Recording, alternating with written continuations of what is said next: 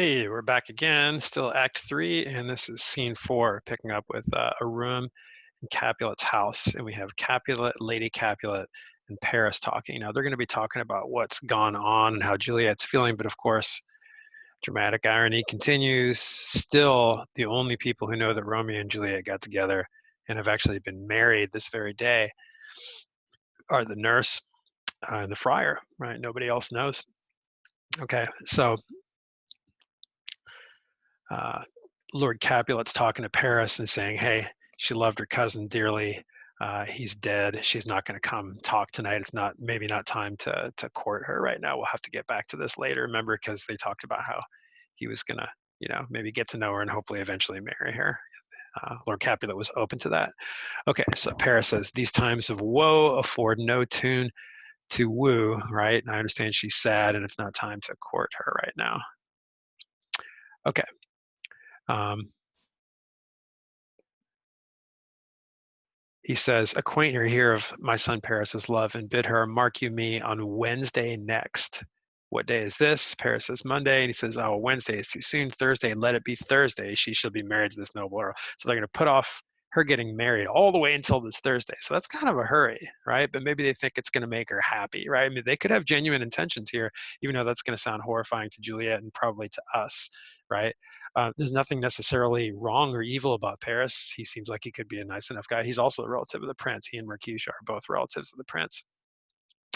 So they're saying we'll have maybe some half a dozen friends. What say you to Thursday? And he said, I would where Thursday were tomorrow. Okay, so everything's good with them, or at least they think, right? And they don't know what we know, that she's actually already married, let alone to, the son of their enemy, who killed their nephew Tybalt. It's a big mess, right? Okay, so he leaves. Paris leaves, and Lady Capulet is off to go tell Juliet um, the plans. Now, we can probably imagine she's not going to react to that well, but how exactly is she going to react to that? I think I'm going to go ahead and shoot straight into Scene 5 because Scene 4 was so quick. So uh, enter Romeo and Juliet. They don't so much enter as it's like we've got a little time slippage here, right? Everything's been going pretty chronologically and pacing, not really skipping forward in time, but it does now. It is the next morning, right?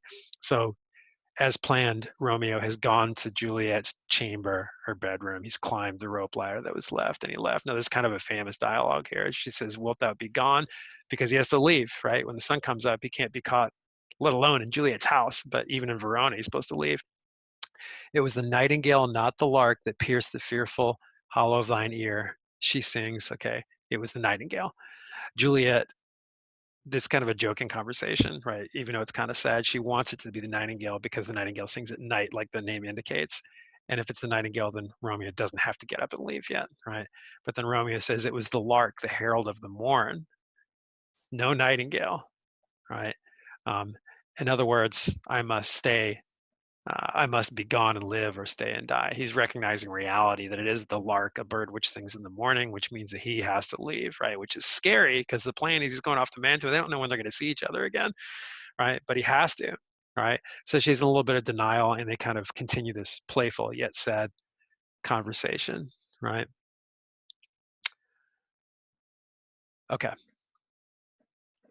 Yeah, it is. It is the lark that sings so out of tune, right?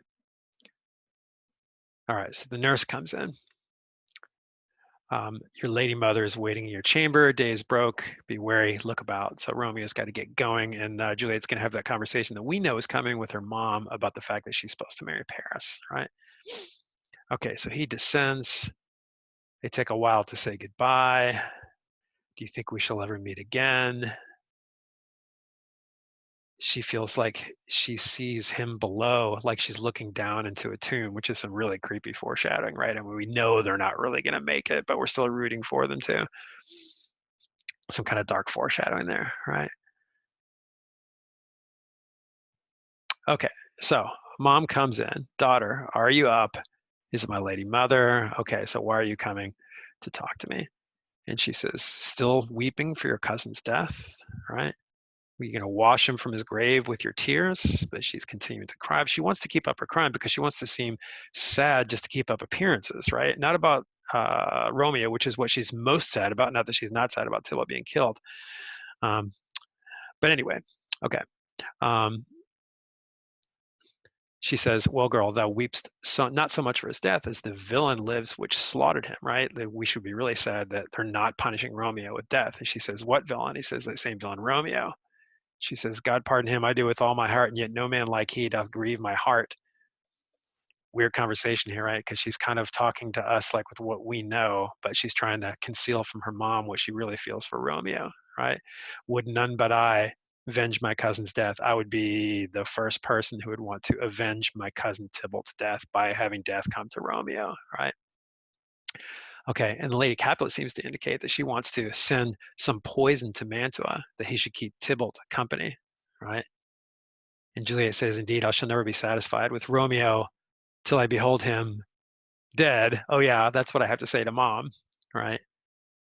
She would help him with the poison if she could, right, to kill him. But anyway, now she's come to give her joyful tidings, right? But she's not going to be happy about this. What in the world could it be that you're going to tell me that's going to make me happy? When Lady Capulet says you have a careful father, right? He's sorted out a day of joy for you. And she's like, "What is that?"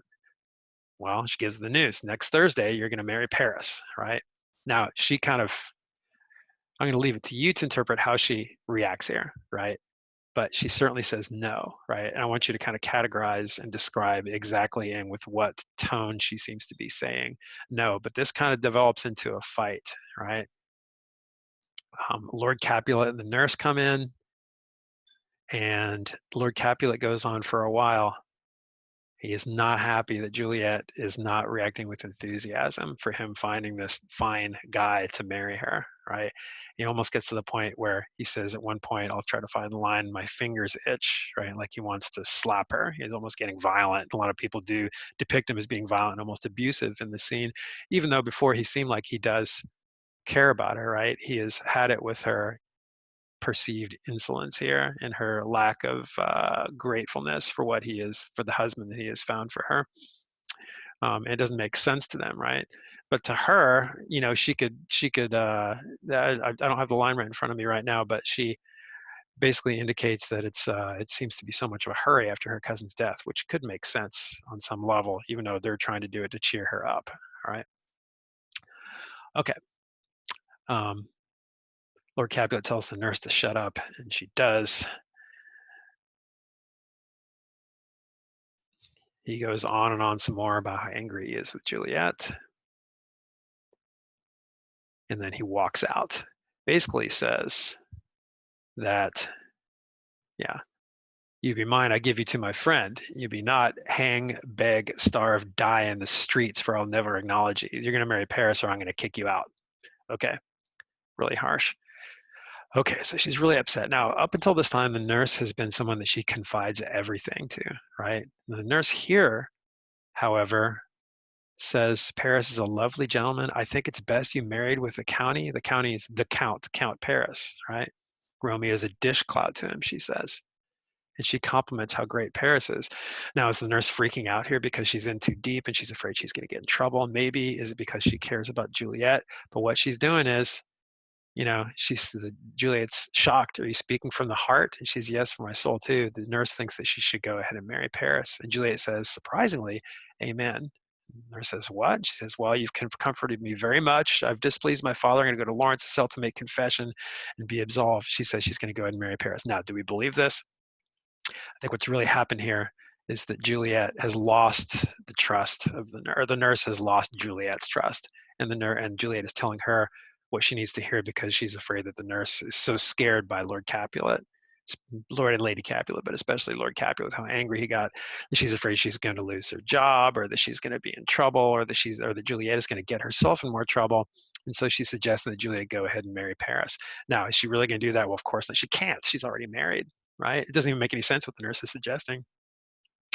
Anyway, the nurse leaves, and to herself, Juliet says the following: "Ancient damnation, O most wicked fiend, is it more sin to wish me thus forsworn, or to dispraise my lord Romeo with that same tongue which she hath praised him above compared so many thousand times?" It is weird the nurse switches gears so fast. "Go, counselor, thou and my bosom henceforth shall be twain. what I'm going to say and what I'm going to do are going to be separated. That's what twain means. All to the friar, I'll go to the friar to know his remedy. If all else fails, myself have power to die. Now, it's not the first time we've heard Romeo or Juliet threaten to kill themselves if something or someone else got in their way. So we'll see if she really means that. Um, but in the meantime, the friar is their only person who they still have the trust of. And I believe that takes us to, yes, the end of Act 3. So kind of a long video there. Again, that was for scenes 4 and 5. Work on the study guide. You got plenty of time, guys. I'm trying to kind of spread out the workload. Just advanced and honors, keep track of your other small routine assignments, and we'll be all good. Post any questions on the materials post, or even turn in post, doesn't matter.